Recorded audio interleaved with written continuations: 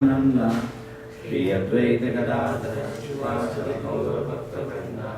Hare Krishna, Krishna Krishna, Hare Hare, Hare Rama, Rama Rama, Hare Hare. So in the 13th chapter, this world, this body is called as field. And the observer is called the knower of the field, Kshetra, Khet. I think the simple word translated in Hindi is Khet or that. Originally it is Kshetra. Kurukshetra. Kshetra was the original word. Dharma Kshetra, Kurukshetra, Kshetra. So Kshetra is technically Kshetra is a field. And the observer of the field is called Kshetra Na. Na in Sanskrit refers to knowledge. ज्ञानवान होता है उससे ही नोर बना है कितना पास है ना no all languages are descended from Sanskrit. Then somebody can do some big study on it, and to large extent people agree, but still we can do Pakistan. So now Kshetragna, so the body is a field and the knower of the field is the soul. That's why the Bhagavad Gita begins. Krishna discriminates between the body and the knower of the body. I may be receiving so much information through my senses. Okay. And finally it creates some kind of a titillation in the mind. Some neurons are firing. So finally somebody is observing. Not only observing, it is also bewildering today.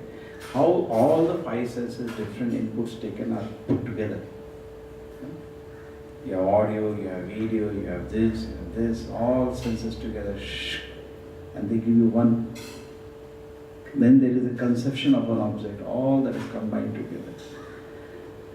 So this is Kshetra, and there is Kshetragna. You can understand that? Okay. This is my Kshetra, and I am knower of the body. Kshetra, I am knower of this body. I am not the body. I am knower of this body. That's why Prabhupada used to say, went to some school. So Prabhupada says, any intelligent boy here? So one boy came running, I am intelligent. Prabhupada standing. He said, what is this? And this is my hand. What is this? This is my head. What is this? This is my leg. Prabhupada asked him, where are you? No answer. Some funny answer, over class talking. I am here. That's okay, you are here. Where are you? Because everything I am saying, this is actually by intuition we all know we are not this body. By intuition we know. Out of the heart we know we are not this body. And very interestingly we say, no, main bol raha hu. Actually, intuitively the soul is here. He says, main bol raha hu. If it was, as some people say, I am some jelly in the brain, people say, no, main bol raha hu. Nobody says, main bol raha hu. I am telling you, it's paining so much. Why you speak like this? So anyway, by so many ways we can understand. We don't need to go to that now. So there is Kshetra, there is Kshetragna. That's the ABC. Now it goes to advance. What is God doing? So then the chapter continues, Krishna says, Kshetragnam chapi mam vidhi sarva kshetreshu bharata. Krishna says, I am not only you are the knower only in your body, correct? Kshetragnam chapi mam vidhi sarva kshetreshu. I am the knower in all the fields. Everywhere Krishna is the knower. Not only in all the bodies of trillions of living entities, he is also knower in every atom, correct? As Paramatma teaches, Lord has so many manifestations. Ekam seno sito jagat. By just one of his manifestations is maintaining the soul. He is busy playing with Radharani or with the Yashoda Mother. He is busy in the spiritual world, pastime. But one expansion of his, not even direct expansion of the expansion. Krishna expands to Balaram, Balaram expands to Chaturvya, and they again expand, then comes to Mahavishnu, and then Garbhodakshay Vishnu, then Kshirodakshay Vishnu. And this one Kshirodakshay Vishnu runs his whole world. Therefore, whenever incarnation come, they come from Vishnu. Krishna generally does not get involved. When there is situation is too unmanageable, correct? And Devatas are also not able to solve, like Brahma, Shiva, they're not able to solve them. One incarnation of Vishnu comes. That's the general. Therefore, it is said that all incarnations come from Vishnu, and therefore, in the list of prominent incarnation, Krishna's name is also given. But then Bhagavatam, after listing all the incarnations, the first canto, it lists 23. It says, wait a minute. Ede chamsa kala pumsas Krishnastu Bhagavan Swayam. They're all expansion of the expansions, but Krishna is not among them. He is the original personality. This is just Bhagavatam has started speaking. Many places it is explained. Krishna is not an incarnation of Vishnu. Rather, Vishnu is an incarnation of Krishna. That is a detailed understanding. But mota preliminary level, nursery level understanding of God is that Krishna is Rama, all are different this avatar. Generally. You don't read scripture, that is what you will understand. If you read, it doesn't say like that. Okay? Originally, it's not true. Just like when Krishna is born, he's born through Vasudeva. So it looks like Krishna is a child of Vasudeva. But when you go a little deeper, it's not true. Correct? Yesterday they sing, we have to know not things by experience, you know things by hearing. So the Shastra, just like I see sun as a hot plate only in the sky. Correct? What does it look? Sun is a hot plate only. You don't know, it doesn't look like anything more. But the fact is, if you study little, you come from knowledge. If you take information, it is something more than what you are able to see. And even what people, so-called people, say knowledgeable people are speaking today, that is also not complete information. There is much more information given in the Vedic literature about sun. What is sun actually? So now, coming back to the realm here, 2 points I wanted to illustrate here. Number one is that Krishna is the witnesser. He is doing two things. What he is doing is Paramatma present everywhere. Witness and the order. Therefore, Prabhupada said there is nothing lamentable in the kingdom of God. It can be very peaceful. Everything is going under control. He is leading the world. He is in full control of the world. Nothing is independent. So nice. You can be so peaceful. Some people say always smile. How can I smile?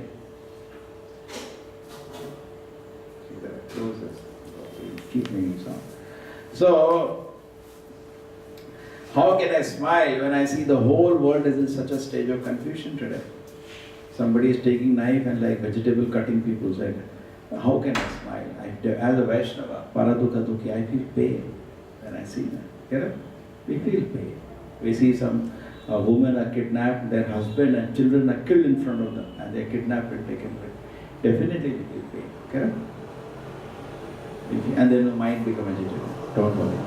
Paramatma is full control of this. You don't have to unnecessarily agitate your head.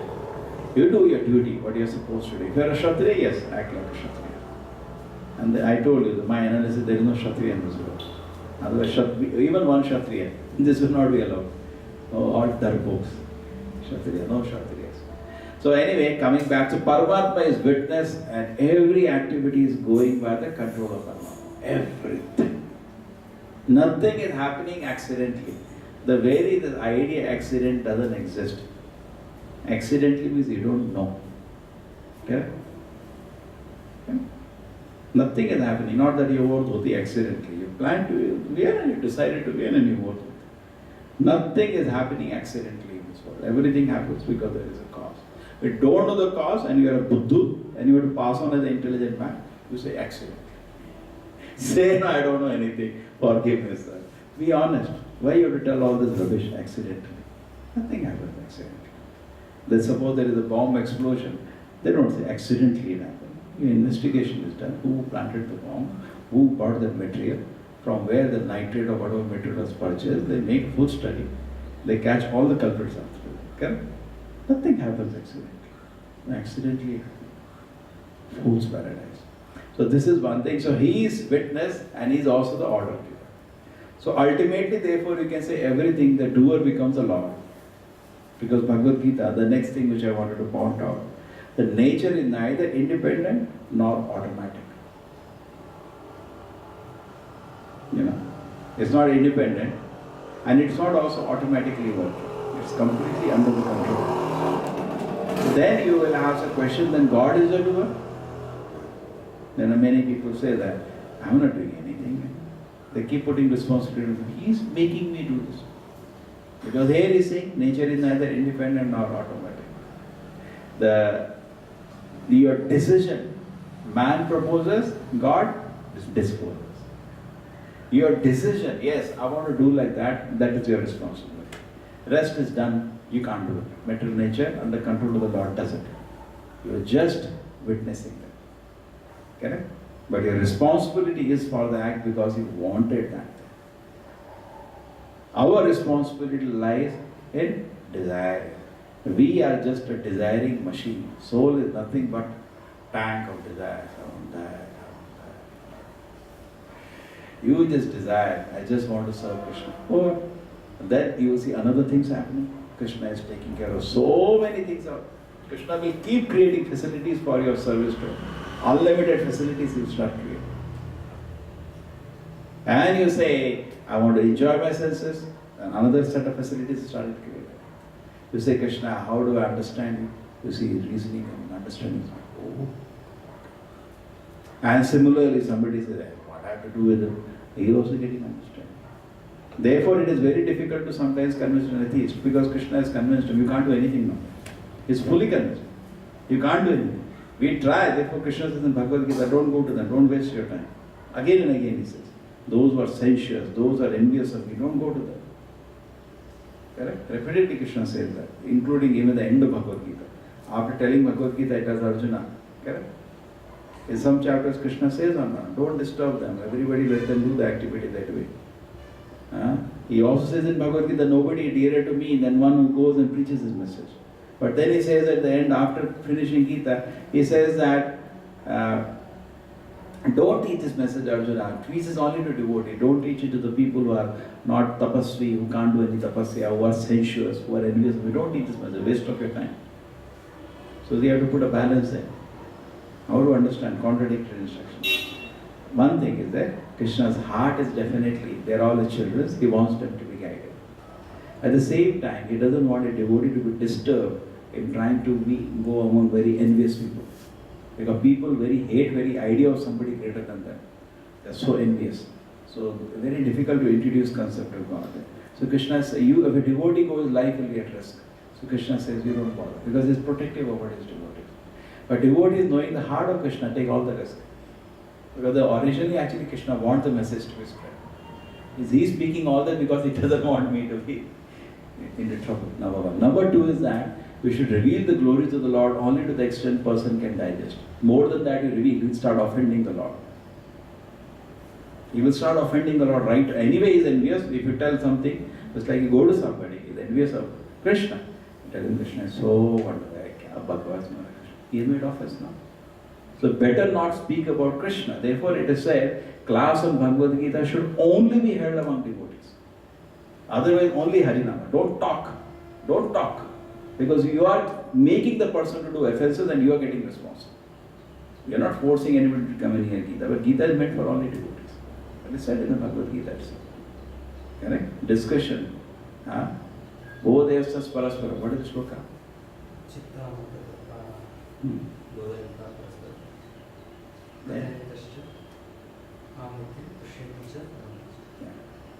It says, Mat chitta matagata prana bodhayastas parasparam. The devotees of the Lord, Mat chittaha, they have given their heart to me.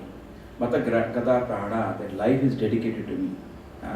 Bodhayastas parasparam. They always gather together, it's like gathering together now, to discuss about Krishna. Then, Gatayantasya mam nityam, they come to my eternal situation. And then, Kathayantasya mam nityam. Sorry, they only constantly talk about me. Yes. Then, and they take so much pleasure in talking about it. You see in Bhagavatam the same thing. When Shravanaka Rishi is telling Suta Goswami, what a pleasure this is. So fortunate to hear you. And Suta Goswami is saying, what a questions you have asked. All are enjoying hearing each other, correct? And similarly Vidura and Maitreya. Vidura is saying, I have fully satisfied Maitreya now. fully settled. He heard Maitreya, heard him. When he's fully settled, yeah. Thanks a lot. Then he came to Pandu. He was so disturbed, Duryodhana said, I don't want that this son of a maid servant should be beaten on the road till his life he is there. This was a statement, dirty statement. Duryodhana, such a low class person. Yudhira was telling Dhritarashtra, get rid of this son. He will destroy your whole kula. Just get rid of him. Abandon him. Tell him, I have no relation. Get out. Vidura has requested Dhritarashtra after this so much nefarious activity. In fact, from the moment he was born, he told him to get rid of him. Because there are a lot of inauspicious symptoms when he was born. Already there was, this man is going to be the cause of all problems. Today we don't have that science of. Okay. But he did. And last time, again he told once, this is my thing just before the war. He said, get rid of the son. He's going to destroy everything. Okay? Everybody requested Duryodhana, agree for some kind of compromise with Pandavas. Don't fight. Give them half the kingdom, give them 5 villages. Finally, they asked only 5 villages. Don't have this unnecessarily fight. All family members fighting in the war. It's not good. But this fellow was, uncontrollable. But he told, get rid of them. If I am putting the sequence right, which the time will happen. But anyway, essence is similar. And Duryodhana was there in the assembly and he heard. So Duryodhana said, this son of the kept maid servant, he should be beaten on the road till, his life is there. Something like that is spoken. Very insulting word. Vidura was also knowing warfare. He could attack him at that time. He kept his bow like this. He just walked out of the kingdom. He didn't want to get involved in this family war. And he sat down on the bank of the one of the places, holy places, and he met Uddhava first.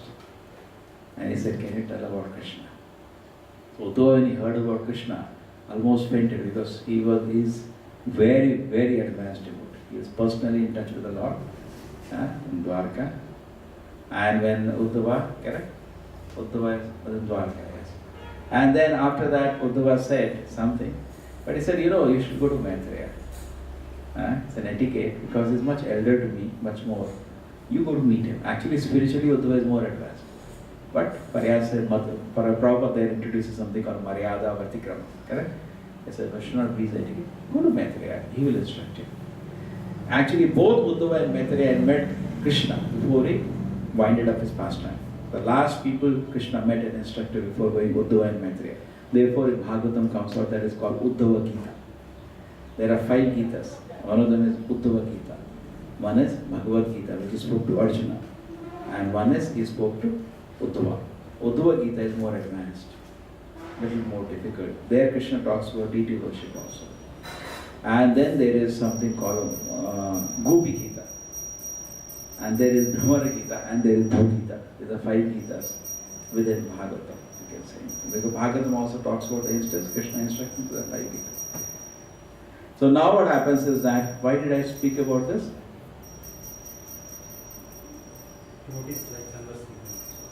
Yeah. So Vidura did not fight. And there he was listening to Maitreya. Just like you are drinking some juice. Maja aa gaya. And then he finally tells Maitreya, so satisfied. Because anyway, Vidura is who? Who is Vidura? Dharmaraj. Yes. Yamaraj. He got cursed, therefore he had come and he enjoyed. And Vidura also now, Prabhupada says he is all the time busy punishing people. So Krishna wanted him to preach for some time. So he sent him. So he did some preaching. Vidura has given some Vaiduriki. What is it exactly pronounced? Vaidurika. Just like we have Chanakya Niti, it's a course on morality. Vidura also has given that. It's called Vaidurikam or something like that. Dhritarashtra one day asked Vidura, I'm not able to sleep. So Vidura says, we cannot sleep when you attack a person who is more powerful than you. He has very exact answers. And he keeps asking, and Vidura keeps replying. So there is a book is compiled. It's a book on morality. It's not a spiritual book. Just like Chanakya Niti is understandable any day. It's a course of morality. True. Before beginning, Chanakya says, I offer obeisances to Vishnu. He is a Vaishnava actually. But he is known more for his morality. The same way, Vidura is an exalted Vaishnava, but many people know him because of Vaidurika. It's also quotes of morality, Niti Shastra. We should not do this. This has 8 causes, this has 4 causes, this has 11 causes. Very exactly he keeps studying. And if you read that, looks like a very nice work on morality. Beautiful work. That is Vaidurika. So Vidura anyway is hearing and he enjoys and he thanks Maitreya, and then he comes back to the Pandavas. And by that time the war is over. Pandavas are the emperors of the world, and Yudhishthira receives him with so much respect. That whole chapter is there in Bhagavatam, in the first canto. So now let us come to this point. Nature is neither independent nor automatic. Automatically nothing happens. Everywhere actually, completely Krishna is in control. Completely. And this makes a devotee so peaceful. Even not only in the world big situations that are happening, even in his personal life, he knows I am sheltered by Krishna. It's like somebody is holding you by the hand.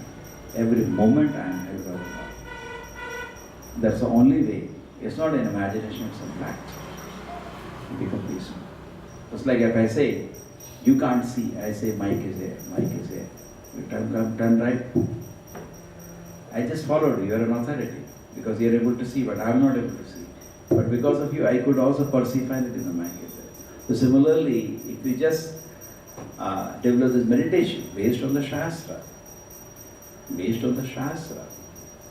books, and the Shastra is saying, the Lord is constantly in control of the situation, not only external world, even external different, all matter, all the permutation, combination of matter, and also of your situation, because we are also dealing with matter only. The soul is surrounded by matter in a different transformations, in different conditions. You go to a cancer hospital, see people writhing in pain. So you become fearful, don't worry. Whatever situation manifests is under Krishna's control. Then you completely, bhayam dutiya anuveshata shad ishat apatyeta viparya smriti. Moment we forget this, we become in a fearful condition. Bhaya, constant. What will happen?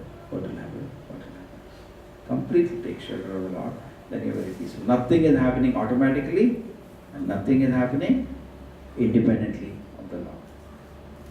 Srila Prabhupada ki, Srimad Bhagavatam ki.